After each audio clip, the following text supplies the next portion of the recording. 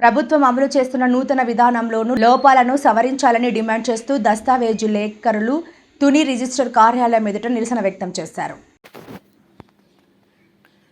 ప్రభుత్వం నూతనంగా ప్రవేశపెట్టిన 2.0 విధానం లూపోబోయిష్టంగా ఉందని దస్తావేజు లేఖరులు తెలిపారు. అనేక కారణాల వలన రైతులు మొబైల్ ఫోన్స్లో వచ్చే ఓటీపీలను చెప్పేందుకు సుముఖంగా ఉండటం లేదని, తద్వారా రిజిస్ట్రేషన్లో పలు సమస్యలు ఎదుర్కోవలసి వస్తుందని అన్నారు. డిపార్ట్మెంట్లోని సమన్వయ లోపం వల్ల ఆటో మ్యూటేషన్ సిస్టంలో ఇబ్బందులు ఎదురవుతున్నాయన్నారు. దస్తావేజు లేఖర్లుగా తాము ఎదుర్కొంటున్న పలు సమస్యలను విన్నవించారు.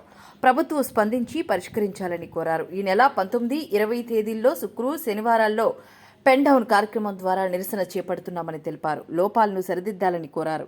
ఎం Paul, M Bhanumurthy, CH Reddy, B Prasad, J Ganesh, L Kusaraju, V Babulu తదితరులు ఈ కార్యక్రమంలో పాల్గొన్నారు.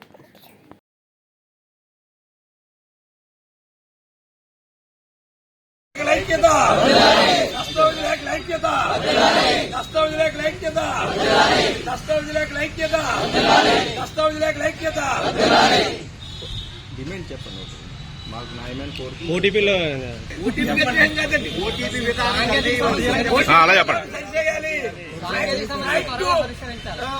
ప్రైమ్ టూ విధానంలో లోటుపాట్లు అన్ని సవరించాలి.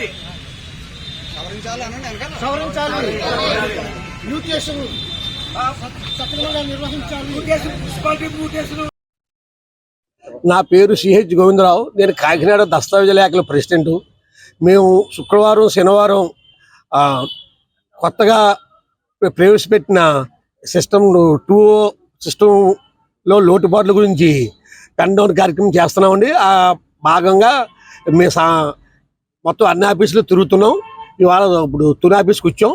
ముఖ్యంగా ఏంటంటే ఈ కొత్త మేము ఓటీపీ విధానికి వ్యతిరేకం కాదండి. అయితే అందులో ఉన్న లోటుపాట్లకి సరిచేయమని చెప్పేసి చేస్తున్నాం. ఎన్నాళ్ళ మట్టి అప్పుడు 2 నెలల మట్టి 3 నెలల మట్టి డిపార్ట్మెంట్కి చెప్తే ఏ విధమైన యాక్షన్ తీసుకోవట్లేదని. ఉదాహరణకి ఒక 80 సంవత్సరాలు ముసలాయనకు వీలునామా రాయడానికి వచ్చారండి. ఆయనకేమో ఓటీపీ చెప్పాలంటే ఆయనకేమో సెల్లో లింకప్ అవ్వలేదండి.